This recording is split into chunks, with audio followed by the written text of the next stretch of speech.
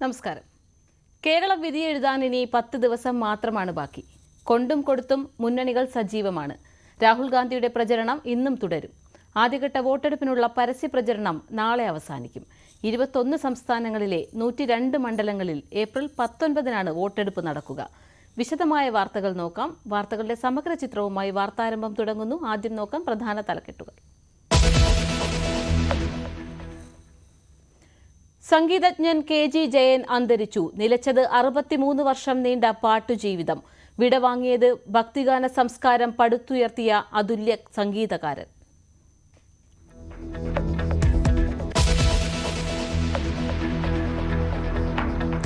പ്രചരണ ചൂടിൽ കേരളം. വോട്ടെടുപ്പിന് 10 നാൾ മാത്രം. വയനാട്ടിൽ രാഹുൽ ഗാന്ധിയുടെ റോഡ് ഷോ തുടരും.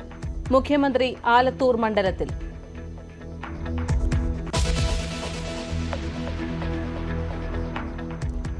ആദ്യഘട്ട വോട്ടെടുപ്പിനുള്ള പരസ്യ പ്രചാരണം നാളെ അവസാനിക്കും. ഏപ്രിൽ 19-ന് 102 മണ്ഡലങ്ങൾ പോളിംഗ് ബൂത്തിലേക്ക്. പ്രധാനമന്ത്രി ഇന്ന് ബീഹാറിൽ, ജമ്മുകശ്മീരിൽ അമിത്ഷായുടെയും പ്രിയങ്ക ഗാന്ധി അഗർത്തലയിലും റോഡ് ഷോ നടത്തും.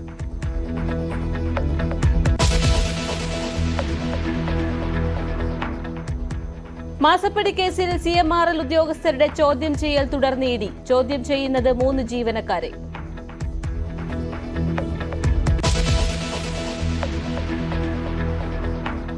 നടിയെ ആക്രമിച്ച കേസിൽ ദിലീപിന്റെ ഹർജി ഇന്ന് ഹൈക്കോടതിയിൽ. സാക്ഷിമൊഴികളുടെ പകർപ്പ് അതിജീവതയ്ക്ക് നൽകരുതെന്ന ആവശ്യം.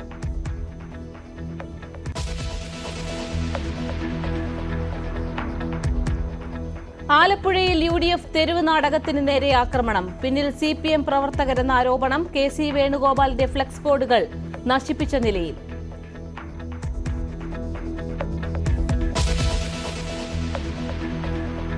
വാർത്താരംഭത്തിലേക്ക് വിശദമായി. പ്രശസ്ത സംഗീതജ്ഞൻ KG ജയൻ അന്തരിച്ചു. തൃപ്പൂണിത്തറയിലെ വീട്ടിലായിരുന്നു അന്ത്യം. 90 വയസ്സായിരുന്നു. നിരവധി ഭക്തിഗാനങ്ങൾക്കും ചലച്ചിത്രഗാനങ്ങൾക്കും അദ്ദേഹം ഈണം നൽകി. ശ്രീകോവിൽ നട തുറന്നു, നക്ഷത്രദീപങ്ങൾ തിളങ്ങി തുടങ്ങിയവ ശ്രദ്ധേയമായ ഗാനങ്ങളാണ്. വിവരങ്ങളുമായി ആജ്ഞ രവീന്ദ്രൻ ചേരും. ആജ്ഞ, അദ്ദേഹത്തിന്റെ ചലച്ചിത്ര രംഗത്തെ സംഭാവനകളെ എങ്ങനെ കാണാം? എപ്പോഴാണ് സംസ്കാരം അടക്കമുള്ള കാര്യങ്ങൾ?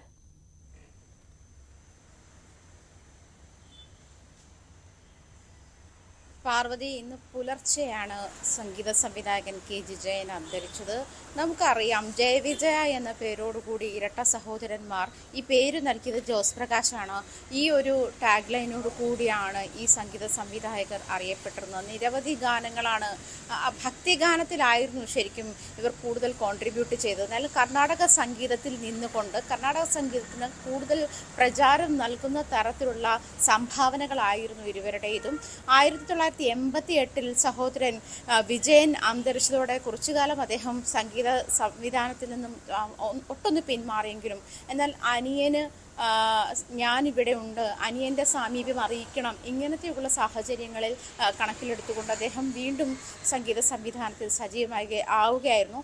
20ഓളം സിനിമകൾക്കാണ് അദ്ദേഹം സംഗീത സംവിധാനം നൽകിയത്, ഈണം പകർന്നത്. 20ഓളം സിനിമകളിലെ ഗാനങ്ങൾക്കാണ്. നിരവധി ഭക്തിഗാനങ്ങൾ, സിനിമ ഗാനങ്ങളാകട്ടെ നമ്മളൊക്കെ ഏറെ പാടി കേട്ടിട്ടുള്ള അല്ലെങ്കിൽ കേട്ട് ശീലിച്ചിട്ടുള്ള ഹൃദയം ദേവാലയം, നക്ഷത്രദീപങ്ങൾ തുടങ്ങി ഈ സിനിമ ഗാനങ്ങളൊക്കെ അദ്ദേഹം സംഗീത സംവിധാനം നിർവഹിച്ചതാണ്. മറ്റൊരു കാര്യം എന്ന് പറഞ്ഞാൽ ഭക്തിഗാന മേഖലയ്ക്ക് അദ്ദേഹത്തിൻ്റെ സംഭാവന തന്നെ വളരെ വലുതാണ്. പി.ലീല, പ്രശസ്തിയായ ഗായിക പി.ലീല പാടിയ ആദ്യത്തെ ഭക്തിഗാനം, അതായത് ഒരു സ്ത്രീ പാടിയ ആദ്യത്തെ ഭക്തിഗാനം, ഇഷ്ടദൈവമേ എന്ന് തുടങ്ങുന്ന ആദ്യത്തെ ഭക്തിഗാനം സംഗീത സംവിധാനം ചെയ്തത് ജയവിജയന്മാരായിരുന്നു. അതുപോലെ വിഷ്ണുമായയിൽ പിറന്ന വിശ്വരക്ഷക, നക്ഷത്രദീപങ്ങൾ തിളങ്ങി, രാധതൻ പ്രേമത്തോടാണോ, ചന്ദനചർച്ചിത നീലകളേബരം തുടങ്ങി നമ്മളെ ഒക്കെ ഏറെ കേട്ടു പഴകിയിട്ടുള്ള അല്ലെങ്കിൽ നമുക്കൊക്കെ ചിരപരിചിതമായ ഭക്തിഗാനങ്ങളിലേറെയും സംഭാവന നൽകിയത് ജയൻ്റെ സംഗീത മികവിലൂടെയാണ് എന്നുള്ളതാണ്. 2019-ൽ അദ്ദേഹത്തെ രാജ്യം പത്മശ്രീ നൽകി ആദരിക്കുകയുണ്ടായി. തുടർന്ന് ഇങ്ങോട്ടുള്ള ഒരു കാലഘട്ടം, ഈ 63-ാം വർഷമാണ് അദ്ദേഹം സംഗീത സഭരയിൽ, സംഗീത സംവിധാനത്തിൽ 63 വർഷമാണ് അദ്ദേഹം തൻ്റെ ജീവിതം മാറ്റിവെച്ചത് എന്ന് വേണം പറയാൻ. ഇക്കഴിഞ്ഞ ഡിസംബറിലാണ് അദ്ദേഹത്തിൻ്റെ നവതി ആഘോഷങ്ങൾ നടന്നത്. ഇതുമായി അതേ തുടർന്ന് അദ്ദേഹം അത്യാവശ്യം വാർദ്ധക്യ സഹജമായ അസുഖങ്ങൾ പോലും ഏറെക്കുറെ പരിക്ഷീണനായിരുന്നു എന്നാണ് അറിയുന്നത്. എന്തായാലും ഇന്ന് രാവിലെയാണ്, ഇന്ന് പുലർച്ചെയാണ് അദ്ദേഹത്തിൻ്റെ അന്ത്യം സംഭവിച്ചത്. തൃപ്പൂണിത്തുറയിലെ സ്വകാര്യ ആശുപത്രിയിൽ ആയിരുന്നു അന്ത്യം. അദ്ദേഹത്തെ തുടർന്ന് വീട്ടിലേക്ക് മൃതദേഹം കൊണ്ടുവന്നെങ്കിലും ഇപ്പോൾ ആശുപത്രിയിലേക്ക് മൃതദേഹം മാറ്റിയിരിക്കുകയാണ്. നാളെ ആണ് പൊതുദർശനങ്ങളും ഇതുമായി ബന്ധപ്പെട്ട മറ്റ് ചടങ്ങുകളും സംസ്കാരവും നടക്കുക എന്നാണ് അറിയുന്നത്. പാർവതി. സംഗീതജ്ഞൻ KG ജയൻ അന്തരിച്ചു. തൃപ്പൂണിത്തുറയിലെ വീട്ടിൽ 90 ആയിരുന്നു അന്ത്യം. 90 വയസ്സായിരുന്നു അദ്ദേഹത്തിന്. വിവരങ്ങൾ നൽകിയത് ആജ്ഞ രവീന്ദ്രൻ. നടിയെ ആക്രമിച്ച ദൃശ്യങ്ങൾ അടങ്ങിയ മെമ്മറി കാർഡ് പരിശോധിച്ചതുമായി ബന്ധപ്പെട്ട അന്വേഷണ റിപ്പോർട്ടിൽ പരാമർശിക്കുന്ന സാക്ഷിമൊഴികളുടെ പകർപ്പ് അതിജീവിതയ്ക്ക് നൽകുന്നതിനെതിരെ ദിലീപ് നൽകിയ ഹർജി ഹൈക്കോടതി ഇന്ന് പരിഗണിക്കും.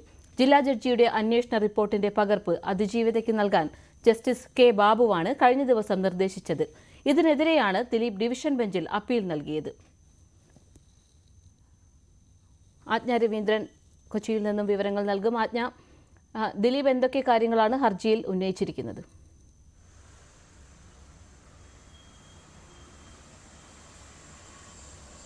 അതിജീവിതയ്ക്ക് മെമ്മറി കാർഡുമായി ബന്ധപ്പെട്ട അന്വേഷണ റിപ്പോർട്ട് നൽകരുത് എന്നാണ് പാർവതി ദിലീപിൻ്റെ ഹർജിയിലെ ആവശ്യം. കഴിഞ്ഞ ദിവസമാണ് ജസ്റ്റിസ് ബാബു ഈ ഒരു അന്വേഷണ റിപ്പോർട്ട് നൽകുന്നത് സംബന്ധിച്ച് ഉത്തരവിട്ടത്. അതിജീവിതയ്ക്ക് അന്വേഷണ റിപ്പോർട്ട്, മെമ്മറി കാർഡുമായി ബന്ധപ്പെട്ട അന്വേഷണ റിപ്പോർട്ട് നൽകാൻ ഉത്തരവിട്ടത് കഴിഞ്ഞ ദിവസമാണ്.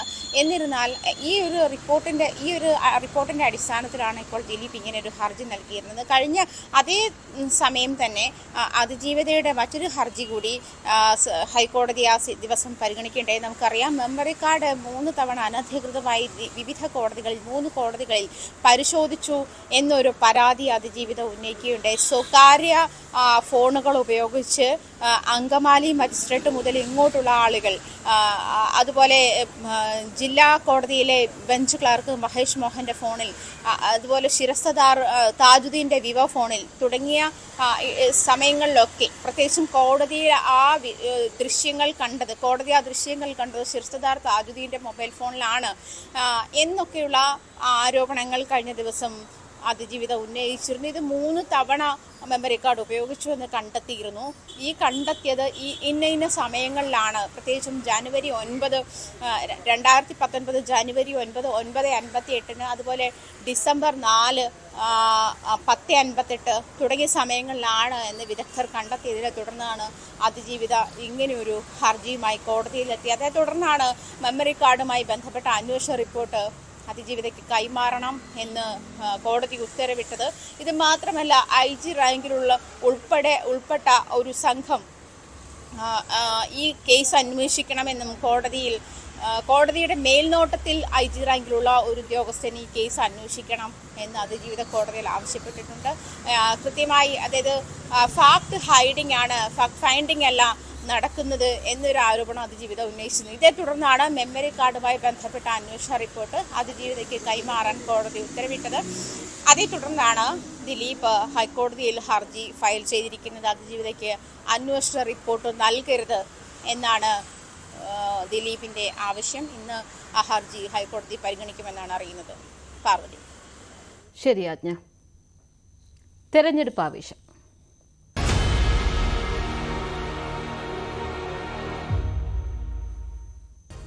Political Grand Finale, co-presented by Berger Paints, 100 Years of Trust, powered by ICL FinCorp. ICL FinCorp, the intelligent choice. Educational partners, IBIS Group of Educational Institutions. ഇനി കണ്ണടച്ചല്ല, കണ്ണ് തുറന്ന് സ്വപ്നം കാണാം. IBISലൂടെ Indian Institute of Commerce, Lakshya. Join Indian Institute of Commerce, ലക്ഷ്യ. 21ാം വയസ്സിൽ life is സെറ്റിൽ. കേരളം വിധിയെഴുതാൻ ഇനി 10 ദിവസം മാത്രം ബാക്കി നിൽക്കെ കൊണ്ടും കൊടുത്തും കളം നിറഞ്ഞ് മുന്നണികൾ.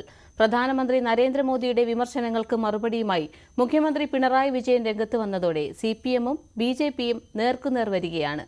വയനാട് മണ്ഡലത്തിൽ 2ാം ദിനം പ്രചരണം നടത്തുന്ന രാഹുൽ ഗാന്ധി തിരുവമ്പാടി, ഏറനാട്, നിലമ്പൂർ, വണ്ടൂർ എന്നിവിടങ്ങളിൽ പര്യടനം നടത്തും.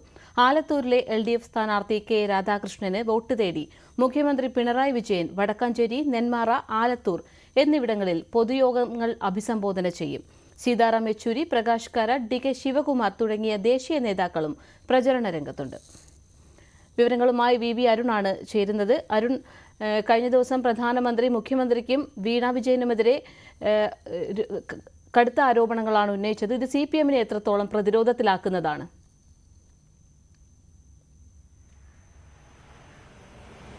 പാർവതി, നേരത്തെയും മുഖ്യമന്ത്രിക്കും മകൾക്കുമെതിരെ BJP നേതാക്കളൊക്കെ ആരോപണം ഉന്നയിക്കുമ്പോൾ പ്രധാനമന്ത്രി ആ തരത്തിലേക്ക് നേരത്തെ പലതവണ തിരുവനന്തപുരത്തടക്കം കേരളത്തിൽ വന്നിട്ടും അത്തരം ആരോപണത്തിന് മുതിർന്നില്ല. ഇന്നലെയും പിണറായിക്കും മകൾക്കും അഴിമതിയിൽ പങ്കുണ്ട്, അല്ലെങ്കിൽ ഇതിൽ നേരിട്ട് പറഞ്ഞില്ലെങ്കിലും അത്തരമൊരു ആരോപണം ഉണ്ടെന്ന് പറഞ്ഞുകൊണ്ട് തങ്ങളുടെ ലക്ഷ്യം മുഖ്യമന്ത്രി പിണറായി വിജയൻ തന്നെയാണെന്ന് ഒന്നുകൂടി വ്യക്തമാക്കുകയാണ് നരേന്ദ്രമോദി ചെയ്തത്. തിരുവനന്തപുരത്തും കുന്നംകുളത്തും CPM-നും മുഖ്യമന്ത്രിക്കും അത് രൂക്ഷ വിമർശനം പ്രധാനമന്ത്രി ഉന്നയിച്ചു. അതായത് മാസപ്പടി കേസിലടക്കം, മാസപ്പടിയിൽ CMRL ഉദ്യോഗസ്ഥരെ കഴിഞ്ഞ ദിവസം ചോദ്യം ചെയ്തിരുന്നു. മാസപ്പടിയിൽ കൂടുതൽ കടുത്ത നീക്കങ്ങൾക്ക് എൻഫോഴ്സ്മെന്റ് ഡയറക്ടറേറ്റും കേന്ദ്ര സർക്കാരും തയ്യാറാകുമെന്നതിൻ്റെ സൂചനയായി പ്രധാനമന്ത്രിയുടെ വാക്കുകളെ കാണേണ്ടതുണ്ട്. അതായത് അധികം വൈകാതെ മുഖ്യമന്ത്രിയുടെ മുഖ്യമന്ത്രിയിലേക്കും ഒരുപക്ഷെ അന്വേഷണം എത്തിയേക്കും എന്ന സൂചനയാണ് പ്രധാനമന്ത്രിയുടെ ഇന്നലത്തെ പ്രസംഗത്തിൽ നിന്ന് ലഭിക്കുന്നത്. അതിന് മനസ്സിലായിക്കൊണ്ടുള്ള മറുപടിയാണ് മുഖ്യമന്ത്രി ഇന്നലെ നൽകിയതും.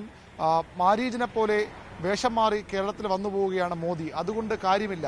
കരിവന്നൂർ വിഷയത്തിൽ സർക്കാരാണ് അഴിമതി കണ്ടുപിടിച്ചത്, അവിടെ ക്രമക്കേട് നടന്നു കണ്ടെത്തിയത് സർക്കാരിൻ്റെ സംവിധാനമാണ്, അതുകൊണ്ട് തന്നെ അതിൻ്റെ ക്രെഡിറ്റും മോദിക്കല്ല അവകാശമെന്ന് പറഞ്ഞുകൊണ്ട് മുഖ്യമന്ത്രി പിണറായി വിജയൻ നരേന്ദ്രമോദിക്ക് മറുപടി പറഞ്ഞ് രംഗത്തെത്തുകയും ചെയ്തു. അപ്പോൾ മറ്റൊരു പ്രധാനപ്പെട്ട രാഷ്ട്രീയം കൂടി അവിടെ ചർച്ച ചെയ്യപ്പെടുന്നത്, ഇന്നലെ രാഹുൽ ഗാന്ധി വയനാട്ടിൽ പ്രസംഗിക്കുമ്പോൾ രാഹുൽ ഗാന്ധി പ്രധാനമായും പറഞ്ഞത് പിണറായി വിജയൻ എതിർക്കേണ്ടത്, പിണറായി വിജയൻ പ്രസംഗിക്കേണ്ടത്, പിണറായി വിജയൻ വിമർശിക്കേണ്ടത് നരേന്ദ്രമോദിയെയാണ്. അതുണ്ടാകുന്നില്ല, എന്തുകൊണ്ടുണ്ടാകുന്നില്ല എന്ന ചോദ്യമാണ് രാഹുൽ ഗാന്ധി ഉയർത്തിയത്. രാജ്യത്തെ മറ്റു പല മുഖ്യമന്ത്രിമാർക്കെതിരെയും കേന്ദ്രം നീങ്ങുമ്പോൾ ഇവിടെ അതുണ്ടാകില്ലെന്ന സൂചന കൂടി രാഹുൽ ഗാന്ധി നൽകി. പക്ഷേ ആ ആരോപണങ്ങൾ വന്ന് മണിക്കൂറുകൾക്കകമാണ് പ്രധാനമന്ത്രി മുഖ്യമന്ത്രി വിമർശിക്കുന്നതും മുഖ്യമന്ത്രി അതിനുള്ള മറുപടി പറഞ്ഞ് രംഗത്ത് വരുന്നതും.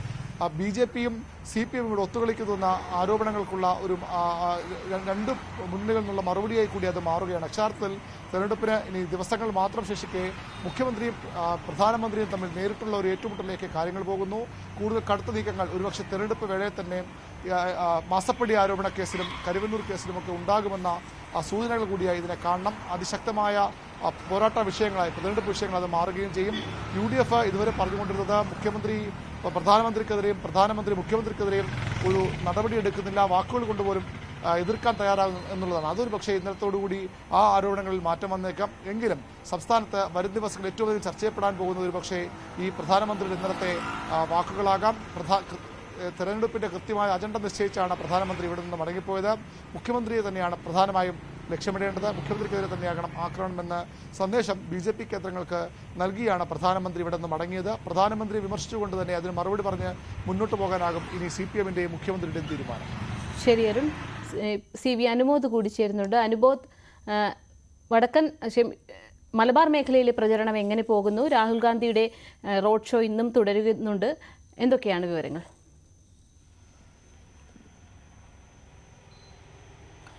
പാർവതി, രാഹുൽ ഗാന്ധിയുടെ വയനാട് പര്യടനത്തിലെ 2ാം ദിവസമാണ് ഇന്നും അദ്ദേഹം 6 ഇടങ്ങളിൽ റോഡ് ഷോ നടത്തുന്നുണ്ട്.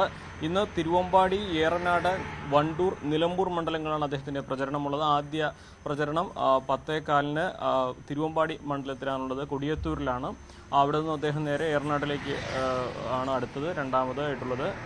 ചുരുക്കത്തിൽ കഴിഞ്ഞ ദിവസം വയനാട്ടിൽ നടത്തിയ റോഡ് ഷോയുടെ ആവർത്തനം, അത്തരത്തിലുള്ള പ്രചരണമാണ് നടക്കുന്നത്. നമുക്കറിയാം രാഹുൽ ഗാന്ധിയുടെ പ്രചരണം കൃത്യമായിട്ട് ഒരു വലിയ പ്രസംഗങ്ങളിലൂടെയല്ല, 1 കിലോമീറ്ററോളം ദൈർഘ്യം വരുന്ന റോഡ് ഷോ. അതിനുശേഷം അദ്ദേഹം വോട്ടർമാരെ അഭിസംബോധന ചെയ്യുന്നു. ദേശീയ രാഷ്ട്രീയത്തിലും അതേപോലെ തന്നെ സംസ്ഥാന രാഷ്ട്രീയത്തിലും അദ്ദേഹത്തിൻ്റെ അഭിപ്രായങ്ങൾ, വിമർശനങ്ങൾ അദ്ദേഹം ഉന്നയിക്കുന്നുണ്ട്. വയനാടിൻ്റെ പിന്നോക്കാവസ്ഥയ്ക്ക് കാരണം കേന്ദ്ര സംസ്ഥാന സർക്കാരിലെ അവഗണനയാണെന്ന് പറയുന്നുണ്ട്. പക്ഷേ കഴിഞ്ഞ ദിവസം അദ്ദേഹം കോഴിക്കോട് നടത്തിയതുപോലെയുള്ള ദീർഘമായിട്ടുള്ള ഒരു രാഷ്ട്രീയ പ്രസംഗം അദ്ദേഹം ഈ റോഡ് ഷോകളിൽ നടത്തുന്നില്ല. ഇന്ന് അദ്ദേഹത്തിൻ്റെ സന്ദർശനം അല്ലെങ്കിൽ അദ്ദേഹത്തിൻ്റെ പര്യടനം കൃത്യമായിട്ടും മലപ്പുറം ജില്ലയിലാണുള്ളത്. നമുക്കറിയാം ലീഗിന് വലിയ ആധിപത്യമുള്ള മേഖലകളിലൂടെയാണ് അദ്ദേഹത്തിൻ്റെ പര്യടനം. കഴിഞ്ഞ തവണ വയനാട് പാർലമെൻറ്റ് മണ്ഡലത്തിൽ ഏറ്റവും അധികം ഭൂരിപക്ഷം രാഹുലിന് നൽകിയത് ഏറനാട് മണ്ഡലമാണ്. അതായത് ലീഗിന് മികച്ച ഭൂരിപക്ഷമുള്ള മണ്ഡലമാണ്.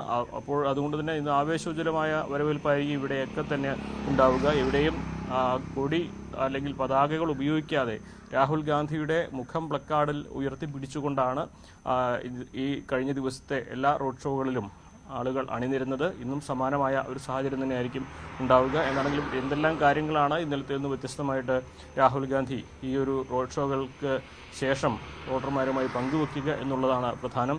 നേരത്തെ അരുൺ സൂചിപ്പിച്ചതുപോലെ കേരളത്തിലെ ഇടതുപക്ഷ സർക്കാരിനെ കടന്നാക്രമിക്കുന്ന ഒരു പ്രസംഗം അദ്ദേഹത്തിൻ്റെ ഭാഗത്തുനിന്നും ഉണ്ടായിട്ടില്ല. അത്തരത്തിലുള്ള വിമർശനങ്ങൾ അദ്ദേഹം നടത്താറുമില്ല. പക്ഷേ സംസ്ഥാന രാഷ്ട്രീയം അല്ലെങ്കിൽ സംസ്ഥാന സർക്കാർ കാണിക്കുന്ന അവഗണന തുടങ്ങിയ വികസന വിഷയങ്ങളിൽ മാത്രമാണ് രാഹുലിൻ്റെ വിമർശനം ഉള്ളത്. എന്നാണെങ്കിലും 10:15 അദ്ദേഹത്തിൻ്റെ ആദ്യ റോഡ് ഷോ ഇന്ന് ആരംഭിക്കുക. ശരി അനുമോദ്. വടക്കൻ കേരളത്തിലെ തെരഞ്ഞെടുപ്പ് വാർത്തകളുമായി MS അനീഷ് കുമാർ ചേരും. അനീഷ്, ഏതൊക്കെ കേന്ദ്ര നേതാക്കളാണ് ഇന്ന് വടക്കൻ കേരളത്തിൽ, പ്രത്യേകിച്ച് കോഴിക്കോട്, വടകര ഉൾപ്പെടെയുള്ള മണ്ഡലങ്ങളിൽ എത്തുന്നത്? തെരഞ്ഞെടുപ്പ് പ്രചാരണം അതിന്റെ ഒരു അവസാന ഘട്ടത്തിലേക്ക് കടക്കുമ്പോൾ കേന്ദ്ര നേതാക്കളുടെ ഒരു വലിയ ഒഴുക്കാണ് മലബാർ മേഖലയിലേക്കുള്ളത്. ഇന്നലെയും ഇന്നുമായി രാഹുൽ ഗാന്ധി മലപ്പുറത്തെയും ഒപ്പം കോഴിക്കോട് ജില്ലയിലെയും വിവിധ ഇടങ്ങളിൽ പര്യടനം നടത്തുന്നുണ്ട്. അദ്ദേഹം ഇന്നലെ പൊതുയോഗത്തിൽ പ്രസംഗിച്ചിരുന്നു. ഇന്ന് അദ്ദേഹത്തിന്റെ റോഡ് ഷോ അടക്കമുള്ള കാര്യങ്ങളുണ്ട്. ഇതേ സമയത്ത് തന്നെയാണ് CPM-ന്റെ കേന്ദ്ര നേതാക്കളായ ജനറൽ സെക്രട്ടറി സീതാറാം യെച്ചൂരി കാസർഗോഡ്, കണ്ണൂർ ജില്ലകളിൽ നിന്ന് പ്രചരണത്തിനായി എത്തുന്നത്. അദ്ദേഹം പൊതുയോഗങ്ങളിൽ പ്രസംഗിക്കുന്നുണ്ട്.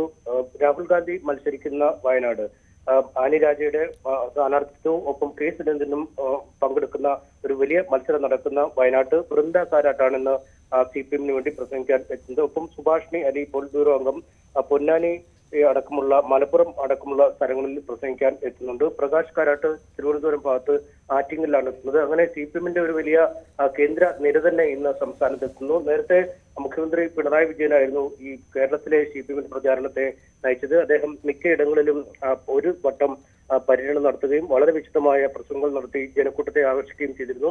അതിന് പിന്നാലെയാണ് ഇപ്പോൾ CPM-ന്റെ കേന്ദ്ര നേതാക്കൾ കളത്തിലേക്ക് ഇറങ്ങുന്നത്. എന്തായാലും ഇന്നലെ രാഹുൽ ഗാന്ധിയുടെ പ്രസംഗത്തിലൊക്കെ അടക്കം വലിയ വിമർശനം ഉന്നയിച്ചത് CPM നേതാക്കൾ നരേന്ദ്രമോദിയെ കാര്യമായി വിമർശിക്കുന്നതിന് അവരുടെ പ്രചരണങ്ങളിൽ ശ്രമിക്കുന്നില്ല. മറിച്ച് തന്നെയാണ് ഏറ്റവും കൂടുതൽ കടന്നാക്രമിക്കുന്നത്. താൻ പാർലമെന്റിൽ അദാനിക്കെതിരായ കാര്യങ്ങൾ അവതരിപ്പിച്ചതിന് തന്റെ പാർലമെന്റ് അംഗത്വം തന്നെ ഇല്ലാതാക്കി, പിന്നീട് തന്റെ വീടടക്കം എടുത്ത് കളയുകയും ചെയ്തു. ഇത്തരത്തിലധികം പീഡനങ്ങൾ ഏൽക്കേണ്ടി വന്ന തന്നെയാണ് കേരളത്തിലെ CPM നേതാക്കൾ കടന്നാക്രമിക്കുന്നത്. അത് എന്തുകൊണ്ടാണ് ഇങ്ങനെ സംഭവിക്കുന്നത്? ഒപ്പം രാജ്യത്തെ 2 മുഖ്യമന്ത്രിമാരെ ഇതിനകം BJP സർക്കാർ ജയിലിലാക്കി കഴിഞ്ഞിരിക്കുന്നു കേന്ദ്ര അന്വേഷണ ഏജൻസികളെ കൊണ്ട്. എന്നാൽ കേരളത്തിലെ മുഖ്യമന്ത്രിക്ക് മാത്രം ഇത്തരമൊരു അവസ്ഥ നേരിടേണ്ടി വരുന്നില്ല. അത് എന്തുകൊണ്ടാണെന്ന ചോദ്യം ചോദിച്ചിരുന്നു. എന്തായാലും ഈ ചോദ്യങ്ങൾക്കൊക്കെയുള്ള മറുപടി ഇന്ന് CPM കേന്ദ്ര നേതാക്കൾ അവരുടെ പൊതുയോഗങ്ങളിൽ അല്ലെങ്കിൽ ജനങ്ങളെ അഭിസംബോധന ചെയ്യുമ്പോൾ നൽകുമെന്നാണ് നമുക്ക് മനസ്സിലാക്കാൻ കഴിയുന്നത്. ഒപ്പം ഈ ദേശീയ രാഷ്ട്രീയത്തിൽ ശ്രദ്ധേയനായ DK ശിവകുമാർ ഇന്ന് വൈകുന്നേരം നാദാപുരത്ത് ഷാഫി പറമ്പലിന്റെ പ്രചാരണ യോഗത്തിൽ പങ്കെടുക്കാനും എത്തുന്നുണ്ട്. എന്തായാലും അക്ഷരാർത്ഥത്തിൽ ചൂടുപിടിച്ച പോരാട്ടം നടക്കുന്ന മലബാറിലെ മണ്ഡലങ്ങളിൽ അതിന്റെ എല്ലാ ചൂടും ആവേശവും നിലനിർത്തുന്ന തരത്തിലാണ് കേന്ദ്ര നേതാക്കൾ കൂടി എത്തുന്നത്. പാർവതി. ശരി, വോട്ടെടുപ്പിന് ഇനി 10 ദിവസം മാത്രമാണ് ബാക്കി. പ്രചരണ ചൂടിലാണ് മുന്നണികൾ. വിവരങ്ങൾ നൽകിയത് VV അരുണും CV അനുമോദും MS അനീഷ് കുമാറും.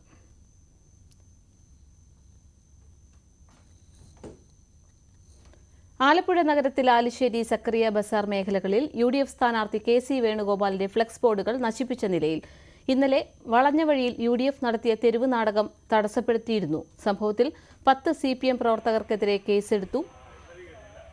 ആലപ്പുഴയിൽ നിന്നും ശരണ്യ സ്നേഹജൻ ചേരും. ശരണ്യ, ഈ ഫ്ലെക്സ് ബോർഡുകൾ നശിപ്പിച്ചതിന് പിന്നിൽ ആരെന്നാണ് UDF ആരോപിക്കുന്നത്? പാർവതി, ഇന്നലെ ആലപ്പുഴ വളഞ്ഞവഴിയിൽ നടന്ന പരിപാടിയുമായി ബന്ധപ്പെട്ട് അതിന്റെ പിന്തുടർച്ചയാണ് ഈ ആലപ്പുഴ നഗരത്തിൽ ഫ്ലെക്സ് ബോർഡുകൾ അടക്കം നശിപ്പിച്ചതെന്നുള്ള ആരോപണമാണ് UDF ഉന്നയിക്കുന്നത്. ഈ സംഭവങ്ങളിലേക്ക് നയിച്ചത് കഴിഞ്ഞ ദിവസം തെരുവ് നാടകവുമായി ബന്ധപ്പെട്ട്, അതായത് UDF സ്ഥാനാർത്ഥി KC വേണുഗോപാലിന്റെ പ്രചാരണാർത്ഥം സർക്കാരിനെ വിമർശിക്കുന്ന പ്രമേയമുള്ള തെരുവ് നാടകം വളഞ്ഞ വഴിയിൽ അവതരിപ്പിച്ചിരുന്നു. എന്നാൽ ഈ തെരുവ് നാടകം നടക്കുന്നതിനിടയിൽ അത് സംഘർഷാവസ്ഥയെ തുടർന്ന് തടസ്സപ്പെടുകയാണ് ഉണ്ടായത്. ആദ്യ ദിവസത്തെ വളഞ്ഞവഴിയിൽ നടന്ന പരിപാടിയിൽ ഇത് തടസ്സപ്പെടുത്തിയ CPM പ്രവർത്തകരാണെന്നുള്ള ആരോപണം UDF പ്രവർത്തകർ ഉന്നയിച്ചിരുന്നു. അതേ തുടർന്ന് ഇന്നലെ പോലീസ് സംരക്ഷണയിൽ വീണ്ടും വളഞ്ഞ വഴിയിൽ UDF തെരുവ് നാടകം നടത്തി. ഈ തെരുവ് നാടകം നടത്തുന്നതിനിടയിലേക്ക് സംഘർഷവുമായി CPM പ്രവർത്തകർ എത്തുന്ന ദൃശ്യങ്ങളടക്കം പുറത്തു വരികയും ചെയ്തിട്ടുണ്ടായിരുന്നു. പോലീസ് ഇടപെട്ട് പിന്നീട് പ്രവർത്തകരെ മാറ്റേണ്ട സാഹചര്യമുണ്ടായി. വലിയ പോലീസ് സന്നാഹം ആ പ്രദേശത്ത് ഉണ്ടാവുകയും ചെയ്തു. സംഘർഷ സമാനമായ സാഹചര്യമായിരുന്നു അവിടെ രണ്ടാം ദിവസവും ഈ നാടകം നടത്തിയതിനെ തുടർന്ന് ഉണ്ടായത്. ഈ സംഭവത്തിൽ CPM ലോക്കൽ കമ്മിറ്റി സെക്രട്ടറി ഉൾപ്പെടെയുള്ള 10 പേർക്കെതിരെയാണ് പോലീസ് കേസെടുത്തിട്ടുള്ളത്. CPM വളഞ്ഞ വഴി ലോക്കൽ കമ്മിറ്റി സെക്രട്ടറി ദിലീഷ്, ഒപ്പം തന്നെ CPMന്റെ അമ്പലപ്പുഴ വടക്ക് പഞ്ചായത്ത് പ്രസിഡന്റ് ഹാരിസ് ഉൾപ്പെടെയുള്ള 10 CPM പ്രവർത്തകർക്കെതിരെയാണ് അമ്പലപ്പുഴ പോലീസ് നിയമവിരുദ്ധമായ സംഘചേരൽ, കലാപാഹ്വാനം തുടങ്ങിയ വകുപ്പുകൾ പ്രകാരം കേസ് എടുത്തിട്ടുള്ളത്. ഇതിന് തുടർച്ചയായാണ് ഇന്ന് രാവിലെ ഇപ്പോൾ കേസുവിന്റെ പോസ്റ്ററുകൾ വ്യാപകമായി പലയിടങ്ങളിലും നശിപ്പിക്കപ്പെട്ടിട്ടുള്ളത്. സക്രിയ ബസാർ, നഗരത്തിലെ സക്രിയ ബസാർ, വളഞ്ഞവഴി തുടങ്ങിയ പ്രദേശങ്ങൾ, കാലിശ്ശേരി തുടങ്ങിയ ഇടങ്ങളിലും, ഒപ്പം തന്നെ കഴിഞ്ഞ ദിവസം AN-പുരം അടക്കമുള്ള ഇടങ്ങളിലും ഫ്ലെക്സുകളും പോസ്റ്ററുകളും വ്യാപകമായി നശിപ്പിച്ചിരുന്നു. ഇത് സംഘർഷ സാധ്യത ഉണ്ടാക്കാനുള്ള ശ്രമമാണ് CPM നടത്തുന്നത് എന്നാണ് UDF ഉന്നയിക്കുന്നത്. അതിന് സമാനമായ രീതിയിലാണ് ഇപ്പോൾ CPM പ്രവർത്തകരുടെ അറസ്റ്റും കൂടി ആലപ്പുഴയിൽ ഉണ്ടായിരിക്കുന്നത്. പാർവതി, ആലപ്പുഴയിൽ UDF നടത്തിയ തെരുവ് നാടകം തടസ്സപ്പെടുത്തിയ സംഭവത്തിൽ 10 CPM പ്രവർത്തകർക്കെതിരെ കേസെടുത്തു. വിവരങ്ങൾ നൽകിയത് ശരണ്യ സ്നേഹജൻ. ഇടവേള.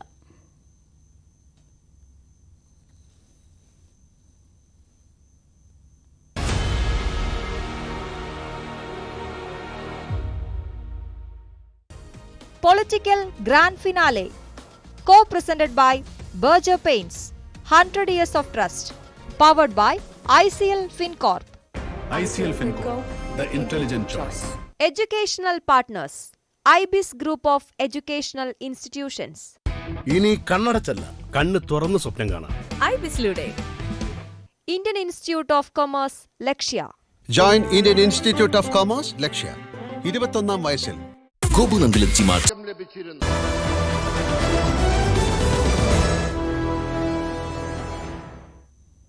ലോക്സഭാ തെരഞ്ഞെടുപ്പിന്റെ ആദ്യഘട്ട വോട്ടെടുപ്പിനുള്ള പരസ്യ പ്രചരണം നാളെ അവസാനിക്കും.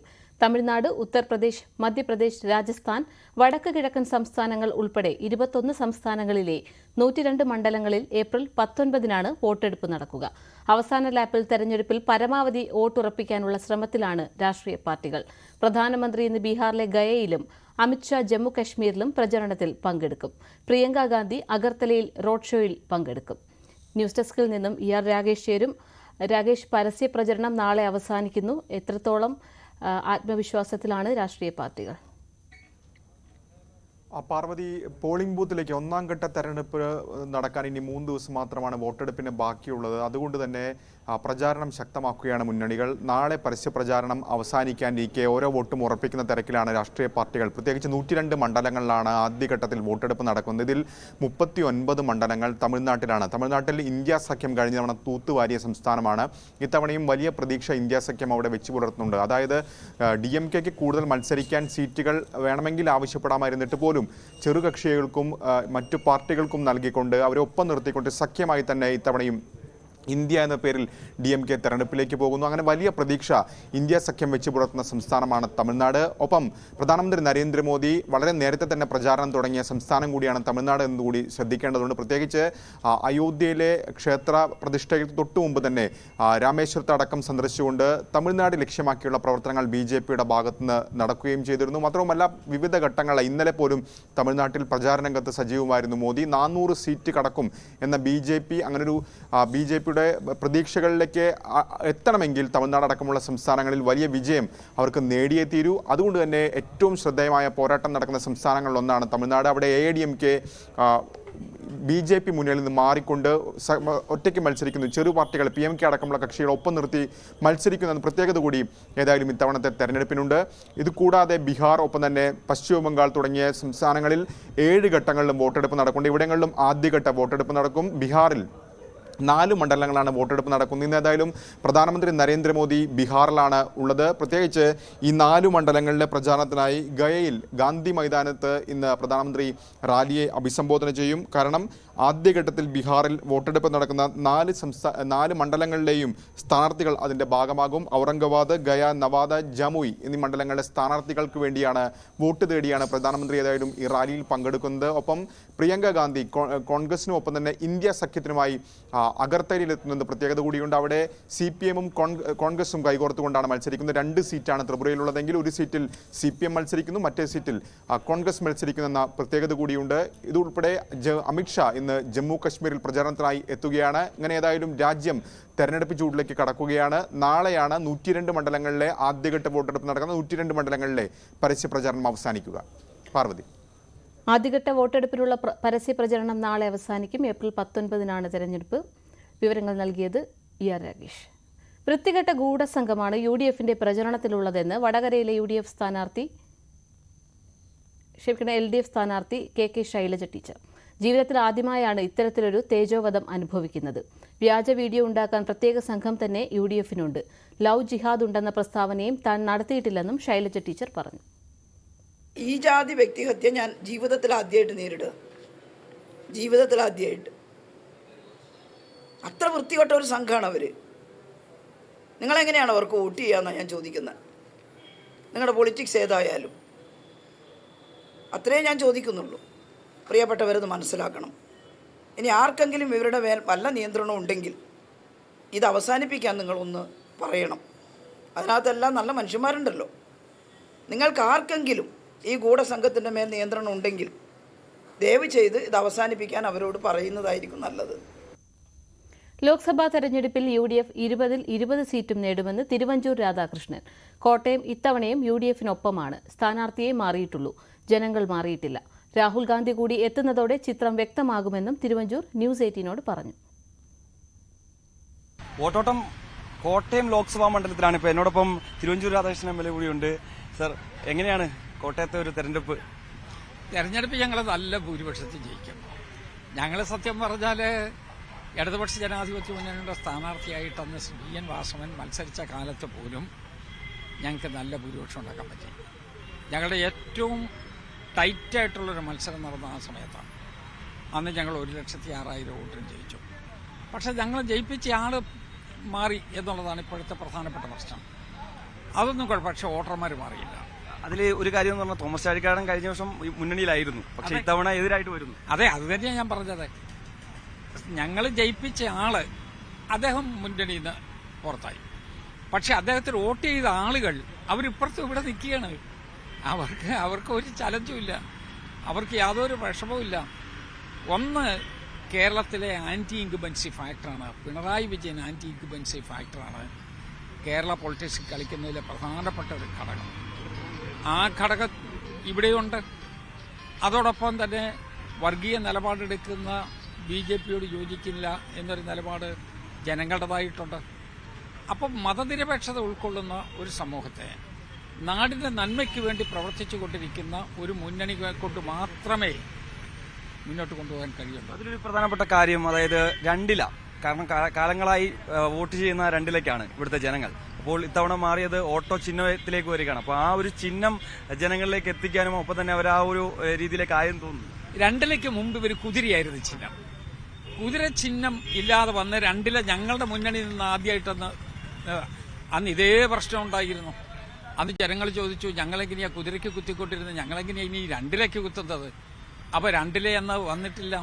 അന്ന് ജനങ്ങളുടെ മുമ്പിൽ ഒരു പ്രസക്തമായില്ല. ഇന്ന് രണ്ടിലേക്ക് അന്നുണ്ടായിരുന്ന ഒരു പ്രശ്നം ഇപ്പോൾ ഓട്ടോറിക്ഷ വന്നപ്പോഴും ചോദിക്കുന്നുണ്ട്. പക്ഷേ അവർക്കറിയാം ഐക്യ ജനാധിപത്യ മുന്നണിയുടെ സ്ഥാനാർത്ഥി ഫ്രാൻസിസ് ജോർജാണ്, ചിഹ്നം ഓട്ടോറിക്ഷയാണ്. ആ വോട്ട് ചോദിക്കുന്നതിന് വേണ്ടിയാണ് ശ്രീ രാഹുൽ ഗാന്ധി ഇവിടെ എത്തുന്നത്. രാഹുലിനോടൊപ്പമാണ് കോട്ടയം. അതാണ് ഏറ്റവും പ്രധാനപ്പെട്ട കാര്യം. രാഹുൽ ഗാന്ധിയോടൊപ്പം മുന്നോട്ട് പോകുന്നതിന് വേണ്ടിയുള്ള ശ്രമത്തിലാണ് സാധാരണക്കാരായ നമ്മുടെ ജനങ്ങൾ. കാരണം ജോഡോ യാത്ര നടത്തി വമ്പിച്ച വിജയമായിരുന്നു. മതനിരപേക്ഷതയ്ക്ക് വേണ്ടി അദ്ദേഹം സന്ധിയില്ലാത്ത സമരം ചെയ്യണം. അദ്ദേഹം മണിപ്പൂരിലുണ്ടായ സംഭവത്തിനെതിരായി ശക്തമായ രൂപത്തിലുള്ള പ്രതിഷേധം അറിയിക്കുകയാണ്. ഇന്ത്യ മുഴുവൻ നടന്ന് കണ്ടിട്ടുള്ള ഒരേ ഒരു നേതാവ് രാഹുൽ ഗാന്ധിയാണ്. അദ്ദേഹമാണ് ഫ്രാൻസിസ് ജോർജ് വോട്ട് ചോദിച്ച് ഇവിടെ എത്തുന്നത്. ഇപ്പം നരേന്ദ്രമോദി സംസ്ഥാനത്തുടനീളമായി ഇപ്പോൾ നിരവധി തവണയായിട്ട് കേരളത്തിലേക്ക് സന്ദർശനം നടത്തുന്നു. ഒപ്പം തന്നെ പര്യടനത്തിന് ചുക്കാൻ പിടിക്കുന്ന നരേന്ദ്രമോദി തന്നെയാണ്. സജീവമായി സൗത്ത് ഇന്ത്യയിൽ ഒരു കോളിളക്കം സൃഷ്ടിക്കാൻ നരേന്ദ്രമോദിയുടെ വരവുകൊണ്ട് സാധിക്കുന്നു എന്നാണ് ഒരു പ്രധാനപ്പെട്ട ഒരു വിലയിരുത്തൽ. പക്ഷേ അത് കേരളത്തിൽ എത്രത്തോളം പ്രതിഫലിക്കുമെന്നത് അല്ല. അദ്ദേഹം ഇന്ത്യ ഒട്ടാകെ യാത്ര ചെയ്തില്ലേ? അദ്ദേഹം കാശ്മീരിൽ യാത്ര ചെയ്യുന്നുണ്ട്. അദ്ദേഹത്തിന്റെ പാർട്ടിക്ക് എന്തെങ്കിലും കിട്ടിയിട്ടുണ്ടോ? അദ്ദേഹം തൊട്ടിപ്പുറത്ത് ഓരോ സംസ്ഥാനത്ത് യാത്ര ചെയ്യുന്നുണ്ട്. അദ്ദേഹത്തിന്റെ പാർട്ടിക്ക് കിട്ടിയിട്ടുണ്ടോ? അദ്ദേഹം പ്രൈം മിനിസ്റ്റർ എന്നുള്ള നിലയിലും BJPയുടെ നേതാവ് എന്നുള്ള നിലയിൽ പോകാവുന്ന മുഴുവൻ സ്ഥലത്തും പോകും. പക്ഷെ ജനങ്ങൾ അദ്ദേഹം എടുക്കുന്ന രാഷ്ട്രീയ നിലപാടുകളോട് യോജിക്കുന്നുണ്ടോ ഇല്ലയോ, അതാണ് പ്രധാനപ്പെട്ട പ്രശ്നം. അദ്ദേഹം മതനിരപേക്ഷതയോടെടുക്കുന്ന ഒരു സമീപനം, ആ സമീപനത്തോട് കേരള ജനത ഉൾക്കൊള്ളുകയില്ല. കാരണം ഇവിടെ ഏറ്റവും കൂടുതൽ സാഹോദര്യത്തോടു കൂടി ജീവിക്കുന്ന ജനവിഭാഗം, ആ ജനവിഭാഗങ്ങളുടെ മുമ്പിൽ ഇവിടെ നിങ്ങൾക്ക് എല്ലാവർക്കും അറിയാവുന്നതുപോലെ മണിപ്പൂര് ഒരു ചോദ്യചിഹ്നമായി നിൽക്കിയതേ. മണിപ്പൂരിൽ പോകാത്ത പ്രധാനമന്ത്രി ഈ കേരളത്തിൽ 6 പ്രാവശ്യം വന്നു എന്ന് പറയുന്നത് കൊണ്ട് എന്തെങ്കിലും അർത്ഥമുണ്ടോ? അദ്ദേഹത്തിന്റെ നെസസിറ്റി മണിപ്പൂരായിരുന്നു. ജനങ്ങൾ ആഗ്രഹിച്ച് അദ്ദേഹം മണിപ്പൂരിൽ ചെല്ലുമെന്നായിരുന്നു. മണിപ്പൂരിൽ ഒഴിച്ച് ബാക്കിയുള്ളതൊക്കെയല്ലേ അദ്ദേഹം പോകുന്നുള്ളൂ. അതുകൊണ്ട് ഞാൻ പറയുന്നു, അത് നമ്മളെ സംബന്ധിച്ചിടത്തോളം വളരെ നിർണായകമാണ്. എന്തുകൊണ്ടാണ് അദ്ദേഹം ആ സ്ഥലം ഒഴിവാക്കുന്നത്? ആ മണിപ്പൂർ സംഭവത്തിൽ അവിടെയുള്ള മതന്യൂനപക്ഷത്തിൽപ്പെട്ട ആളുകളോട് എന്നും ഹൃദയബന്ധം പുലർത്തിക്കൊണ്ടിരിക്കുന്ന കേരളത്തിലെ മതന്യൂനപക്ഷം അവരെവിടെയാ പോയി നിൽക്കേണ്ടത്? അതുകൊണ്ട് ഞാൻ പറയുന്നു, ഇവിടെ ഇന്ത്യയിൽ 75 കൊല്ലമായി നമ്മൾ കേൾക്കാത്ത രൂപത്തിലുള്ള സംഭവങ്ങളിലെ ഇപ്പൊ കേൾക്കുന്നത്. ആ 75 കൊല്ലക്കാലത്തിൽ ഭൂരിപക്ഷ കാലവും ഞങ്ങളാ ഭരിച്ചത്. അന്നൊരു കുഴപ്പമുണ്ടായില്ലല്ലോ, അന്നൊരു മതവിദ്വേഷതയുണ്ടായില്ലല്ലോ. അപ്പൊ ആ മതവിദ്വേഷത പിന്നീട് ഉണ്ടായിട്ടുള്ള കുഗ്ഡപ്പായിട്ടുള്ള സാഹചര്യമാണ്. ആ സാഹചര്യത്തെ ഞങ്ങൾ എതിർക്കുകയാണ്. പഴയ ഇന്ത്യ ഞങ്ങൾക്ക് വേണം, അതാണ് ഞങ്ങളുടെ ആവശ്യം. എല്ലാവരും ഒരുമിച്ച് ജീവിക്കുന്ന പഴയ ഇന്ത്യ, ആ പഴയ ഇന്ത്യക്ക് വേണ്ടിയാണ് ഇന്ത്യ മുന്നണി നിൽക്കുന്നത്. അപ്പം കഴിഞ്ഞ തവണ 19-1 ഇത്തവണ എങ്ങനെയായിരിക്കും? ഞങ്ങൾ 100ക്ക് 100 അതിനുവേണ്ടിയാണ് ഞങ്ങളുടെ ശ്രമം എല്ലാം നടത്തുന്നത്. കഴിഞ്ഞ പ്രാവശ്യം ഞങ്ങൾ 100ക്ക് 100 പ്രതീക്ഷിച്ചു, 19 കിട്ടിയുള്ളൂ, ഒരു കുഴപ്പമില്ല. ഇപ്രാവശ്യം 100ക്ക് 100 ഞങ്ങൾ പ്രതീക്ഷിക്കുകയാണ്, അതിനുള്ള പ്രവർത്തനം നടത്തുകയാണ്. ഞങ്ങൾക്ക് അത് കിട്ടും എന്നുള്ള ശുഭപ്രതീക്ഷയോടുകൂടി നീങ്ങുകയാണ്. ആ റെക്കോർഡ് ഇത്തവണ തകർക്കും, 19 എന്നുള്ളത് 20 ആക്കി തകർക്കും. അതിനാണ് ഞങ്ങൾ ശ്രമിക്കുന്നത്. സ്വാഭാവികല്ലേ, ഞങ്ങൾ അതിനുവേണ്ടി ശ്രമിക്കുകയാണ്. കാരണം അതിനുള്ള ഒത്തിരി ഇനം ഇന്ന് ഇന്ത്യൻ രാഷ്ട്രീയത്തിലും കേരള പൊളിറ്റിക്സിലും ഉണ്ട്. അതെല്ലാം പോസിറ്റീവായിട്ട് വരുമെന്ന് ഒരിക്കൽ ഒരു പ്രശ്നമില്ല. 20-ൽ 20 ഞങ്ങൾ ഇപ്രാവശ്യം 6 അടിക്കും, അതാണ് ഞങ്ങളുടെ ലക്ഷ്യം. തീർച്ചയായും എന്തായാലും 20-ൽ 20 സീറ്റുകൾ നേടി ഇത്തവണത്തെ ലോക്സഭാ തെരഞ്ഞെടുപ്പിൽ വലിയ മുന്നേറ്റം നടത്താൻ UDF മുന്നണിക്ക് സാധിക്കുമെന്ന് തന്നെയാണ് തിരുവഞ്ചൂർ രാധാകൃഷ്ണൻ പ്രതികരിച്ചിരിക്കുന്നത്. ക്യാമറാമാൻ ഹരികൃഷ്ണനൊപ്പം MG മിഥുൻ, ന്യൂസ് 18 കോട്ടയം. കേരളത്തിലെ ജനങ്ങൾ നെഞ്ചോട് ചേർത്ത നേതാവാണ് ഉമ്മൻചാണ്ടി. ജനപ്രതിനിധിയായും രാഷ്ട്രീയ നേതാവായും തന്റെ പ്രവർത്തന മണ്ഡലം സജീവമായപ്പോഴും പുതുപ്പള്ളിയിലെ ജനങ്ങളോട് ഉമ്മൻചാണ്ടി പുലർത്തിയിരുന്ന ആത്മബന്ധം ഏതൊരു രാഷ്ട്രീയ വിദ്യാർത്ഥിയെയും രാഷ്ട്രീയത്തിന്റെ വഴികൾ എങ്ങനെ വേണമെന്ന് ബോധ്യപ്പെടുത്തുന്നതായിരുന്നു. ആ രാഷ്ട്രീയ അതികായന്റെ വിയോഗത്തിന് ശേഷമുള്ള ആദ്യ പൊതു തെരഞ്ഞെടുപ്പിലും അദ്ദേഹത്തിന്റെ പ്രവർത്തനങ്ങൾ ചർച്ചയാകും. വോട്ടോട്ടം എന്നുള്ളത് പുതുപ്പള്ളിയിലാണ്. പുതുപ്പള്ളി എന്ന പേര് കേൾക്കുമ്പോൾ തന്നെ എല്ലാവരുടെയും മനസ്സിൽ തെളിയുന്ന ആ ഒരൊറ്റ പേരുണ്ട്. അതെ, സാക്ഷാൽ ഉമ്മൻചാണ്ടി. അദ്ദേഹം ഇല്ലാത്ത ആദ്യ പൊതു തെരഞ്ഞെടുപ്പാണ് ഇനി നടക്കാൻ പോകുന്നത്.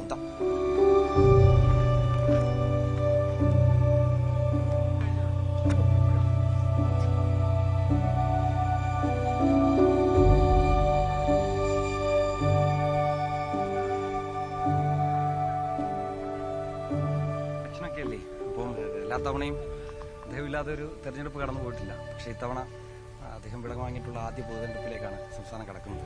എങ്ങനെയാണ് അദ്ദേഹത്തിനെ പറ്റി പറയാൻ ഞങ്ങൾക്ക് ഇന്നും വാക്കുകളില്ല. അദ്ദേഹത്തിന്റെ സ്മരണ എന്തായാലും ഇലക്ഷനിൽ പ്രതിഫലിക്കും. അദ്ദേഹം വോട്ടർമാരുടെ മനസ്സിൽ ഇന്നും ജീവിച്ചിരിക്കുന്ന ഒരു വ്യക്തിയാണ്. ഉമ്മൻചാണ്ടി സാറില്ലാത്ത ഒരു ഇലക്ഷനാണ് ഈ വരുന്നത്.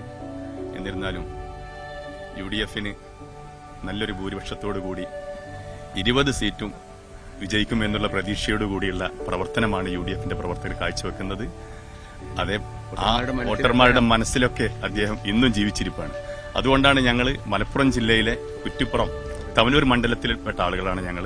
അവിടെ നിന്നാണ് ഞങ്ങൾ അദ്ദേഹത്തിന്റെ ഈ കബറിടം കാണാൻ വന്നിട്ടുള്ളത്. ഞങ്ങളിവിടെ കോട്ടയത്ത് വന്നതാണ്. എന്നപ്പോഴും ഞങ്ങളെ മനസ്സിലുള്ള ആ ഒരു ചിത്രം കൊണ്ടാണ് ഞങ്ങൾ ഇന്നും ഇവിടെ എത്തിയത്.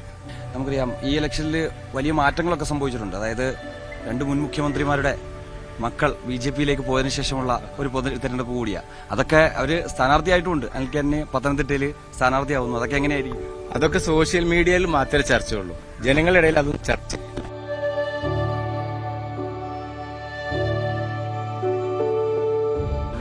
ആദ്യ തെരഞ്ഞെടുപ്പാണ്. എങ്ങനെയാണ് ഇലക്ഷൻ? അത് വളരെ ഒരു ബുദ്ധിമുട്ടുള്ള കാര്യമാണ്. പിന്നെ സാറെ സംബന്ധിച്ചിടത്തോളം സാറ് ഞങ്ങളുടെ എംപ്ലോയീസ് യൂണിയന് വേണ്ടി സാറ് മുൻകാലങ്ങളിൽ ശക്തമായിട്ട് മുന്നിലുണ്ടായിരുന്ന ആളാണ്. സാറാണ് പല പല നേട്ടങ്ങളും യൂണിവേഴ്സിറ്റിക്ക് തന്നെ നേടിത്തന്നത്. സാറില്ലാത്ത ഇലക്ഷൻ ഞങ്ങൾക്കൊരു വളരെ ദുഃഖകരമായൊരു പ്രതിസന്ധിയിലാണ് ഞങ്ങൾ കടന്നു പോകുന്നത്. സാറിൻ്റെ ഈ വിയോഗത്തിൽ നമ്മുടെ ഇന്ത്യ മഹാരാജ്യം തന്നെ UDFിലേക്ക് തിരിയുമെന്നുള്ള പ്രതീക്ഷയാണ് ഞങ്ങളിരിക്കുന്നത്. കറക്റ്റാ സാറ് എൻ്റെ പ്രവർത്തനം അത്ര രീതിയിലാണ് കേരളത്തെ മുന്നോട്ട് പോയത്. പിന്നെ സാറ് കേന്ദ്രത്തിലും ഒപ്പം തന്നെ സംബന്ധിച്ചിട്ടുള്ള ആളാണ്. സാറിൻ്റെ വിയോഗം ഞങ്ങൾക്ക് താങ്ങാൻ പറ്റാത്തൊരു വിയോഗമാണ്. തീർച്ചയായിട്ടും അതിനൊരു സംശയമില്ല. കാരണം വെച്ചാൽ ഒരു മാറ്റം ഇന്ത്യ മഹാരാജ്യത്തിന് അനുകൂല്യമായ ഒരു കാലാവസ്ഥയിലേക്കാണ് ഈ ഇലക്ഷൻ നേരിട്ടുകൊണ്ടിരിക്കുന്നത്. അത് ഇന്ത്യ രക്ഷപ്പെടുത്തണം തന്നെ ഒരു മറുഭരണം ആവശ്യമാണ്. അതിന് ഇന്ത്യ മുന്നണി ശക്തമായി മുന്നോട്ട് വരുമെന്നാണ് എൻ്റെ വിശ്വാസം. ചെറുപ്പം മുതലേ കോൺഗ്രസിൽ വിശ്വസിക്കുന്നതാണ്. അതുകൊണ്ട് മരിച്ചപ്പോൾ അന്നേരം തൊട്ട് വരാൻ നോക്കുന്നതാണ്. പക്ഷെ വരാൻ പറ്റിയില്ല. പിന്നെ പല പ്രാവശ്യം വന്ന പുതുപ്പള്ളിയിലും മണർകാടൊക്കെ വരുമ്പോഴത്തേക്ക് ബ്ലോക്കായിട്ട് തിരക്കായിട്ടൊക്കെ തിരിച്ചു പോയിട്ടുണ്ട്. പിന്നെ വന്ന് കണ്ടു.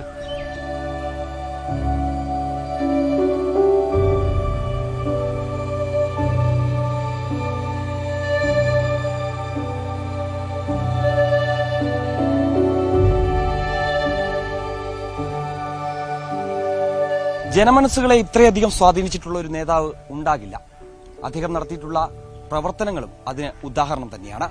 ഒപ്പം തന്നെ അദ്ദേഹത്തിന്റെ വിയോഗത്തിന് ശേഷം നടക്കുന്ന ആദ്യ പൊതുതെരഞ്ഞെടുപ്പിൽ അദ്ദേഹം നടത്തിയിട്ടുള്ള എല്ലാവിധ പ്രവർത്തനങ്ങളും ക്ഷേമ പദ്ധതികളുമെല്ലാം തന്നെ ഈ തെരഞ്ഞെടുപ്പിലും പ്രതിഫലിക്കുമെന്നുള്ള കാര്യത്തിൽ സംശയമില്ല. ക്യാമറമാൻ ഹരികൃഷ്ണനൊപ്പം MG മിഥുൻ, ന്യൂസ് 18 പുതുപ്പള്ളി. മുഖ്യമന്ത്രി പിണറായി വിജയൻ മാധ്യമങ്ങളെ കാണുകയാണ്. അതിലേക്ക് BJPക്ക് ധൈര്യമില്ല. ഒരു രാജ്യം, ഒരു തെരഞ്ഞെടുപ്പ്, ഏക സിവിൽ കോഡ് എന്നിവ നടപ്പാക്കുന്ന പ്രഖ്യാപനമാണ് പ്രധാന വാഗ്ദാനങ്ങളായി വന്നിട്ടുള്ളത്. കഴിഞ്ഞ 2 ലോക്സഭാ തെരഞ്ഞെടുപ്പിൽ BJP നൽകിയ വാഗ്ദാനങ്ങളുണ്ട്. അത് അതേപടി അവശേഷിക്കുകയാണ്.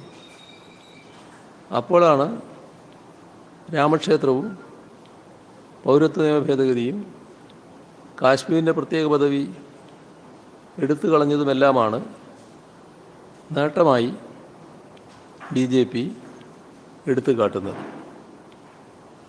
വികസിത ഇന്ത്യയുടെ 4 ശക്തമായ തൂണുകളായ യുവാക്കൾ, സ്ത്രീകൾ, ദരിദ്രർ, കർഷകർ എന്നിവരെ ശാക്തീകരിക്കുകയാണ് ലക്ഷ്യമെന്ന് BJPയുടെ പ്രകടന പത്രികയിൽ പറയുന്നുണ്ട്. അത് പ്രധാനമന്ത്രിയും ഇവിടെ വന്നപ്പോൾ അവകാശപ്പെട്ട കാര്യമാണ്. 10 കൊല്ലം ഇപ്പോൾ നമ്മുടെ മുന്നിലുണ്ട്. ഈ 10 വർഷ കാലയളവിനുള്ളിൽ ഈ പറഞ്ഞ വിഭാഗങ്ങൾക്ക് എന്ത് ശാക്തീകരണമാണ് ഉണ്ടായത് എന്നുകൂടി പറയണ്ടേ? സ്വാമിനാഥൻ കമ്മീഷൻ ശുപാർശ ചെയ്ത താങ്ങുവില, സംഭരണത്തിൻ്റെ ഗ്യാരണ്ടി, കർഷക ആത്മഹത്യ, വായ്പ എഴുതിത്തള്ളൽ, ഇവയെക്കുറിച്ചെല്ലാം പൂർണ്ണ മൗനം പാലിച്ച് എങ്ങനെയാണ് കർഷകരെ ശാക്തീകരിക്കുക? 2014 തെരഞ്ഞെടുപ്പ് പ്രകടന പത്രികയിൽ കർഷകർക്കും കർഷക തൊഴിലാളികൾക്കും കടാശ്വാസം നൽകുമെന്ന് വാഗ്ദാനം ചെയ്തിരുന്നു. 1 രൂപ പോലും മോദി സർക്കാർ ഇന്ന് വരെ 10 വർഷമായി കടാശ്വാസം നൽകിയോ?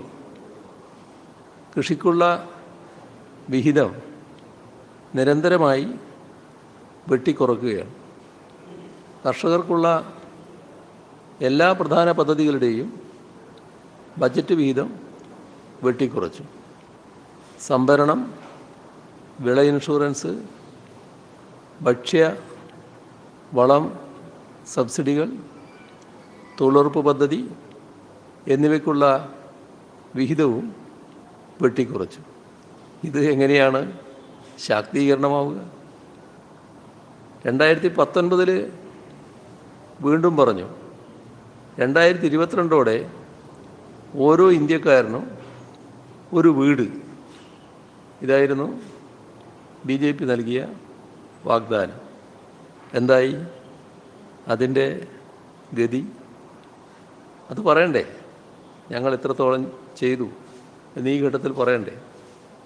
2024 മാനിഫെസ്റ്റോയിൽ ഇതേക്കുറിച്ച് പരിപൂർണ മൗനമാണ്. ഇപ്പം നമ്മൾ കേരളം എന്ന ഈ ചെറിയ സംസ്ഥാനത്തിൻ്റെ അനുഭവം ഇതോടൊപ്പം ചേർത്ത് നോക്കുന്നത് നല്ലതാണ്. നമ്മുടെ സംസ്ഥാന സർക്കാരിൻ്റെ മുദ്രാവാക്യമായി എടുത്തത് ഭവനരഹിതരില്ലാത്ത കേരളം എന്നതാണ്.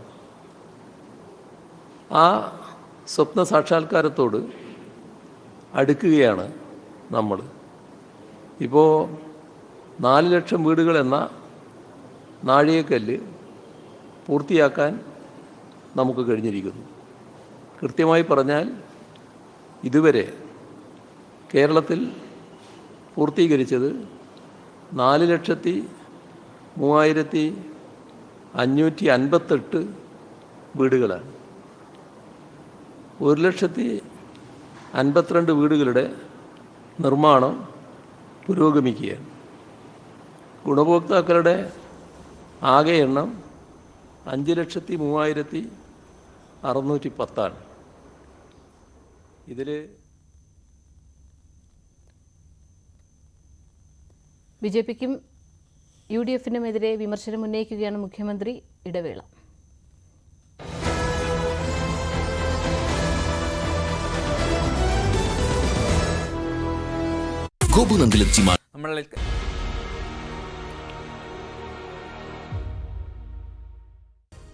Political Grand Finale, co-presented by Berger Paints, 100 years of trust, powered by ICL FinCorp. ICL FinCorp, the intelligent choice. Educational partners, IBIS Group of Educational Institutions. ഇനി കണ്ണടച്ചല്ല, കണ്ണ് തുറന്ന് സ്വപ്നം കാണാം. IBISലൂടെ Indian Institute of Commerce, Lakshya. Join Indian Institute of Commerce, Lakshya. 21ാം വയസ്സിൽ life is സെറ്റിൽ. മാസപ്പടി കേസിൽ CMRL ഉദ്യോഗസ്ഥരുടെ ചോദ്യം ചെയ്യൽ തുടർന്ന് ഇന്നലെ ഉച്ചയ്ക്ക് ശേഷം തുടങ്ങിയ ചോദ്യം ചെയ്യലാണ് ഇപ്പോഴും തുടരുന്നത്.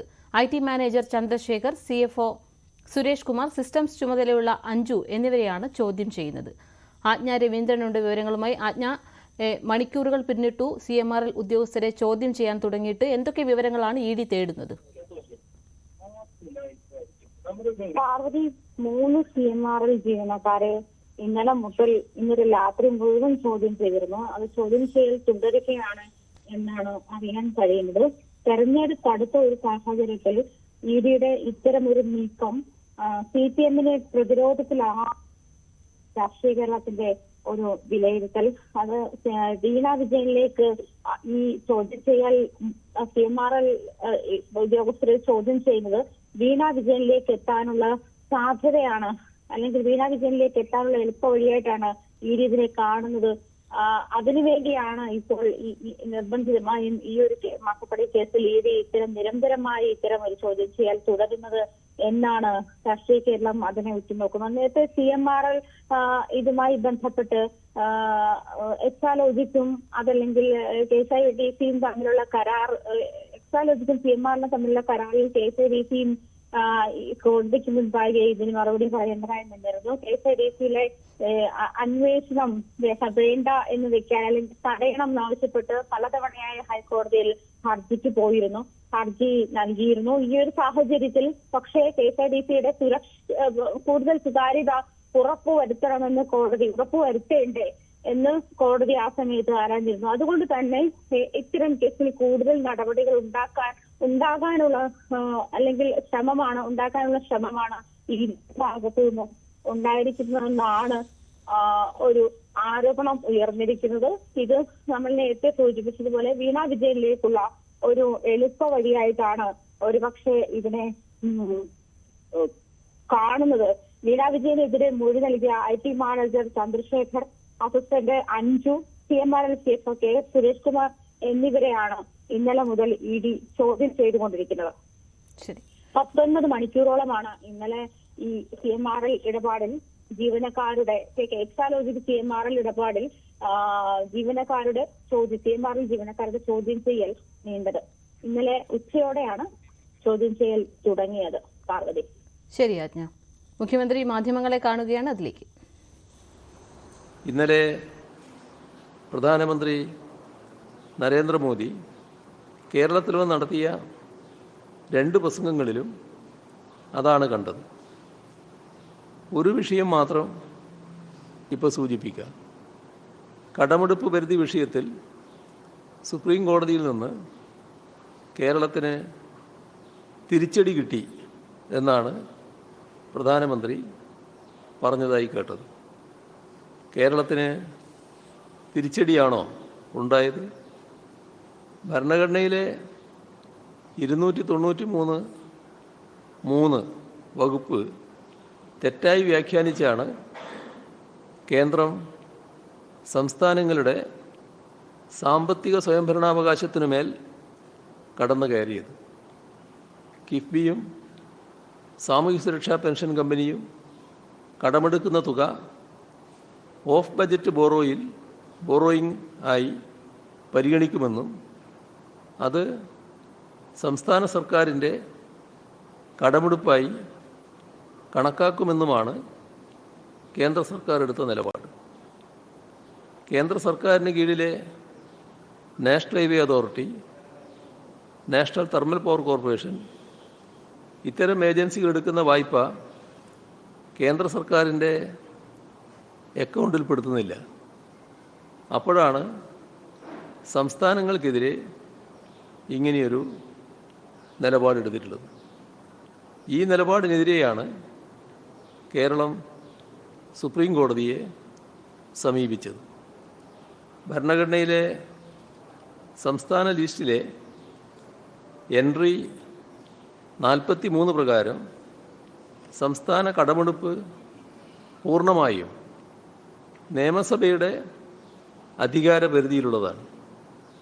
ഇതിൽ നിയന്ത്രണങ്ങൾ വരുത്താനുള്ള കേന്ദ്രത്തിൻ്റെ അധികാര പ്രയോഗം ഭരണഘടനാ വിരുദ്ധമാണ്.